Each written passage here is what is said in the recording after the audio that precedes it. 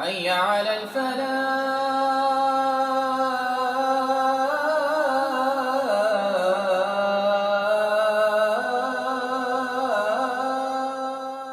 اپنے اللہ کو اپنی زندگی کا مقصد بناؤ، اس تک پہنچنے کا راستہ محمد مصطفیٰ صلی اللہ تعالی علیہ وسلم کی زندگی ہے۔ کوئی لمبی چوڑی محنت نہیں، مختصر سا اپنے آپ سے لڑنا ہے، ایک اللہ کے سامنے سر جھکانا سیکھو، جہاں ہو نماز کا وقت ہو سجدے میں سر رکھ دو، سجدے میں سر رکھو، کہ میرے نبی نے فرمایا میری آنکھوں کی ٹھنڈک نماز ہے۔ پھر مجھے کربلا یاد آ گیا کہ یہی مہینہ تھا، 10 محرم تھی اور جمعے کا دن تھا اور نماز کا وقت داخل ہوا، تو امام علی مقام نے اپنے لشکر کے سردار زہیر سے فرمایا ان سے کہو جنگ بند کریں یا تھوڑی دیر کے لیے رک جائیں، میں نماز پڑھ لوں، ہمیں نماز پڑھنے دیں۔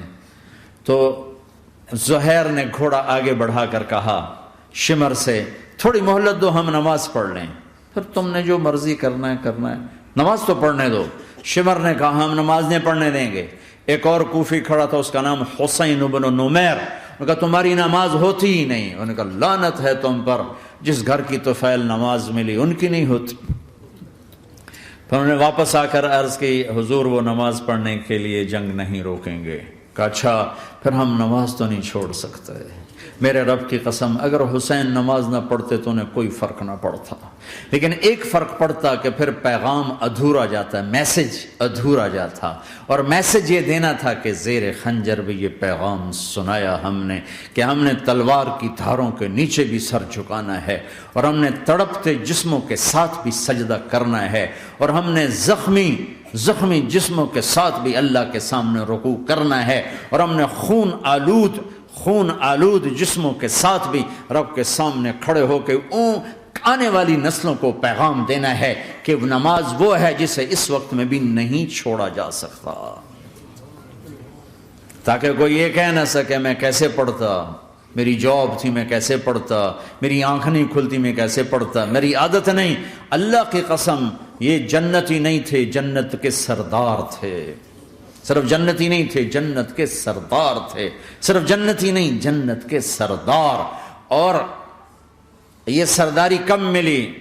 محنت کے بعد نہیں، پہلے ہی ابھی ماں کا دودھ نہیں چھوٹا تھا کہ میرے نبی نے فرمایا حسن حسین جنت کے نوجوانوں کے سردار ہیں، اور ایسا پیار تھا کہ دونوں کو عرب سردار بچہ اٹھانا اپنی ذلت سمجھتے تھے، بچے نہیں اٹھاتے تھے، سب کے سامنے پیار نہیں کرتے تھے، لیکن آپ حسن حسین کو یہاں اٹھاتے، پھر یہاں ہی نہیں اٹھاتے تھے، یہاں کندھوں پہ بٹھاتے، یہاں۔ اور ایک عرب بدو حیران ہو کے دیکھ لیں، یا رسول اللہ یہ آپ کیا کر رہے ہیں؟ مطلب یہ کتنی عیب کی بات ہے کہ آپ جیسا سردار اور یہاں بچوں کو بٹھایا ہوا ہے۔ کہنے لگا آپ ان سے بہت پیار کرتے ہیں؟ کہا ہاں میں ان سے بہت پیار کرتا ہوں، اور صرف میں نہیں کرتا، اللہ بھی ان سے پیار کرتا ہے۔ اور بتاؤں جو ان سے پیار کریں گے اللہ ان سے بھی پیار کرے گا، جو ان سے محبت کریں گے اللہ ان سے بھی محبت کرے گا، اللہ بھی ان سے محبت کرے۔ پھر ہم نے دعا مانگی یا اللہ جو ان سے پیار کرے تو ان سے پیار کر، جو ان سے بغض رکھے تو ان سے بغض رکھ۔ حضرت حسن سر سے لے کر کمر تک اللہ کے نبی کی 100% کاپی تھی، چہرہ یہ آدھا حصہ اوپر والا نبی کے مشابہ، یہاں سے نیچے پاؤں تک علی کے مشابہ، باپ کے مشابہ۔ حسین اس کا الٹ، سر سے لے کر کمر تک علی کے مشابہ، کمر سے لے کر پاؤں تک اللہ کے نبی کے مشابہ۔ اس مشابہت پر ہمارے نبی کہا کرتے تھے حسن میرا بیٹا ہے، حسین علی کا بیٹا ہے۔ ہائے ہائے کیا کیا لاڈ لڈائے اور کیا لوگوں نے کر دیا ان کے ساتھ۔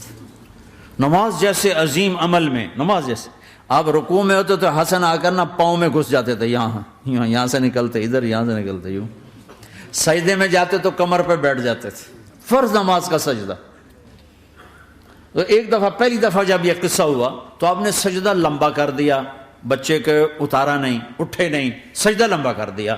پچھلے پریشان ہو گئے کہ اتنا لمبا سجدہ کہیں آپ فوت تو نہیں ہو گئے۔ تو جو پہلی صف میں تھے نا انہوں نے یوں کر کے دیکھا، چکر کی وہ دیکھا تو حسن کمر پہ چڑھے ہوئے، تو قریب ایک آدمی نے آگے ہاتھ بڑھا کے کھینچنا چاہا، تو آپ نے یہاں سے دیکھا ہاتھ آ رہا ہے، تو آپ نے اپنے ہاتھ سے یوں اشارہ، نماز میں یوں اشارہ کیا کہ میرے بچے کو نہ چھڑو۔ جب حسن خود اترے پھر آپ سجدے سے اٹھے۔ کبھی حسین چڑھ جاتے تھے، کبھی حسن چڑھ، دونوں ہی چڑھتے تھے، یہ سر حسن کے بعد کبھی یہ کبھی وہ، کبھی یہ کبھی وہ۔ اور آپ حسن کو جب چھوٹے تھے زیادہ حسن، تو آپ حسن کو یوں زبان دکھاتے، اتنا بڑا عظیم نبی کیا ہو رہا ہے، تو وہ زبان، آپ کی زبان بڑی سرخ خوبصورت، تو وہ بچہ سمجھتا شاید یہ کوئی کھانے کی چیز ہے، تو آگے یوں ہاتھ مارتے، پکڑنے کے لیے ہاتھ مار، آپ پھر وہ بیٹھ جاتے، پھر آپ کہتے یہ میرا نبی گھر کی زندگی بتا رہا ہے۔ اور تمہیں تو بچوں کے پاس بیٹھنے کا وقت ہی کوئی نہیں، بیگم بھی کم جاب پہ جا رہی، خامد بھی جاب پہ جا رہا، پیچھے بچے ڈرگ بیچنے پہ لگے، اب تم کس کام کے ہو؟ کیا کرو گے اس دولت کو؟ جب نہیں ڈرگ بیچو، گستاخ ہو گیا، بدتمیز ہو گیا، تو اس دھن دولت کو آگ لگا دو جا کے۔ آپ اپنے بچوں کو ٹائم دو، اپنے بچوں کو ٹائم دو۔ عورت کا کام کمانا نہیں ہے، عورت کا کام نسل کو بنانا ہے۔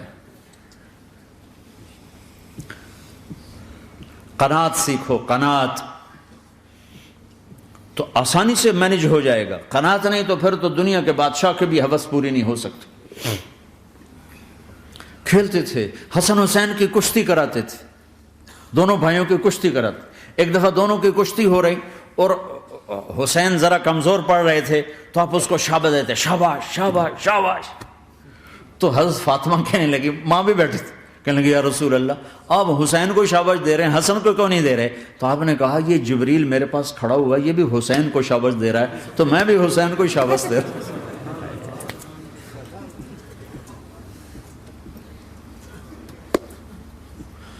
ایسی ہستیاں، لیکن ایک سبق ہے، یہ ہونا چاہیے تھا تاکہ امت کو پتہ چلے کہ دین کتنی قیمتی چیز۔ وہ جی اللہ بڑا غفور الرحیم ہے، میں نہ ہمیں ڈرایا کرو۔ ہاں اللہ بڑا غفور الرحیم ہے، لیکن اس کا کوئی عدل بھی ہے۔ رات کا شراب پینے والا اور رات کو مصلی پہ رونے والا برابر ہو جائیں گے، تو پھر یزید حسین کو ایک ہی جگہ بٹھا دو، پھر کربلاؤں کے لیے رونا چھوڑ دو۔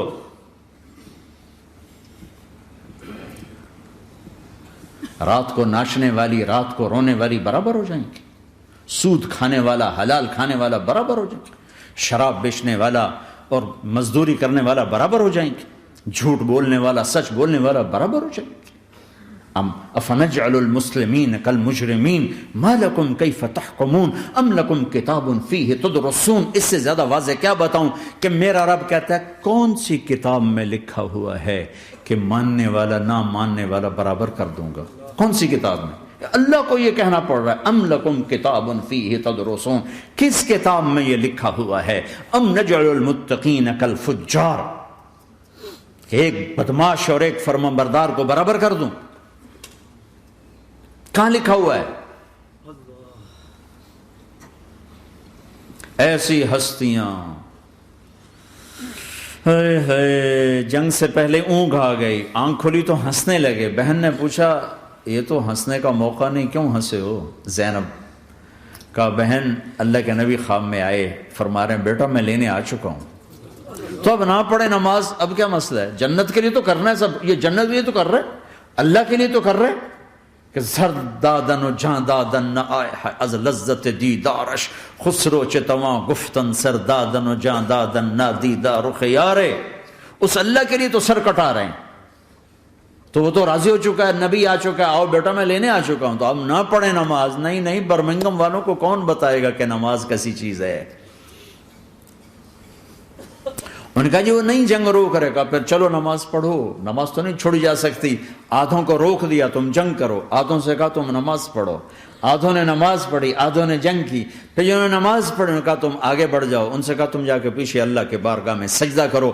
1400 سال کی تاریخ میں ایسے نمازی میری نظروں سے نہیں گزرے، اور ایسی نماز نہیں پڑھی گئی نبی کے زمانے کے بعد۔ آپ نے بھی صلاۃ خوف ایک پڑھی تھی، نبی تو نبی ہوتا ہے،